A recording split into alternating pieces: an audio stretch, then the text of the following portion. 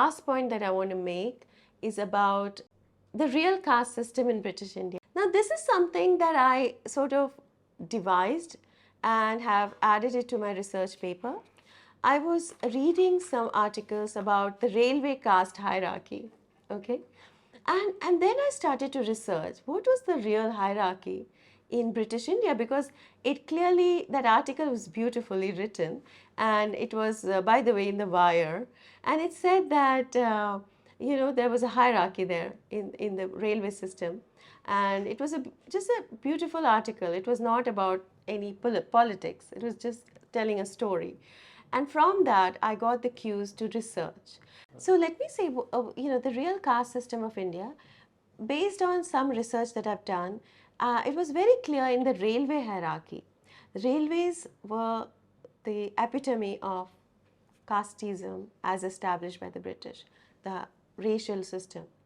And of course, the white colonialists were at the highest. They had a plush carriage that would be attached in the railway system, right? They would get the royalest of treatments when they entered, and their carriage would be attached, which would be the most plush carriage that you would ever see, right? The second in line would be the Parsis, which I think most people would not know, but the British considered the Parsis and called them the real Aryans. So they said that, so Parsis were always given all the businesses, the opium trade, as you know, was always handled by the Parsis. They were given tracts and tracts of land in Bombay, in Gujarat. Even now, a lot of the lands are being owned by Parsis. They were given also like club management of the clubs. They were allowed to enter the clubs, which were meant where Indians and dogs were not allowed. Parsis would be allowed.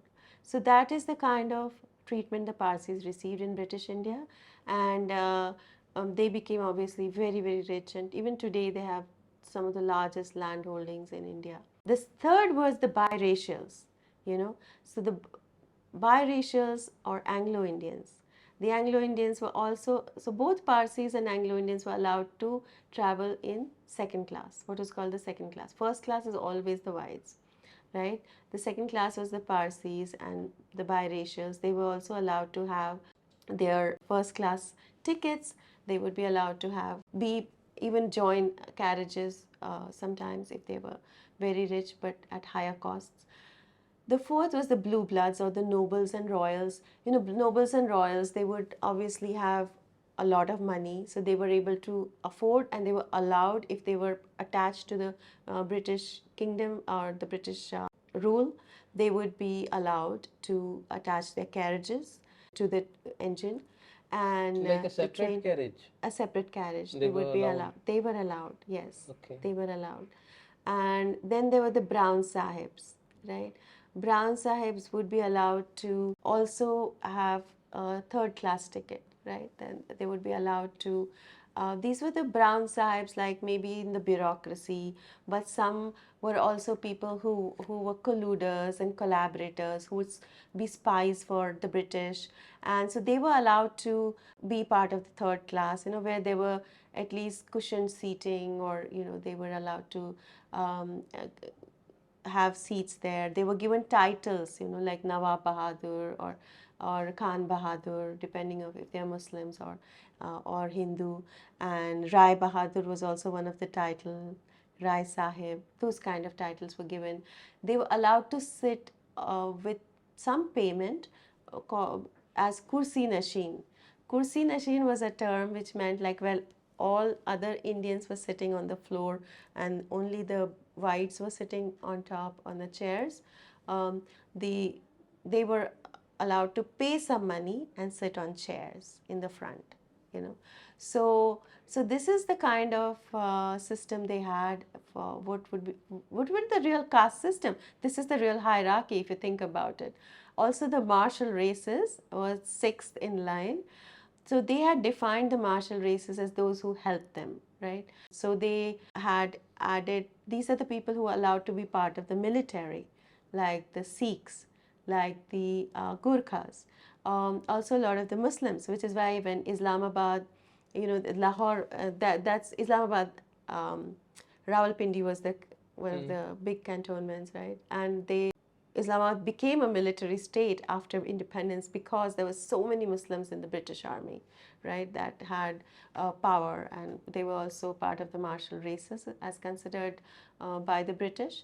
And so they were, again, they were, a lot of them were on the cavalry, horse riding, the Muslims, and then a lot of the Indian were foot infantry, foot soldiers. So that's the martial races, and they were allowed to have, again, army had its own little compartments, but those were usually wooden seats, just plain, what is today considered the general class, maybe in Indian trains. I mean, pre-Modi trains, I would say.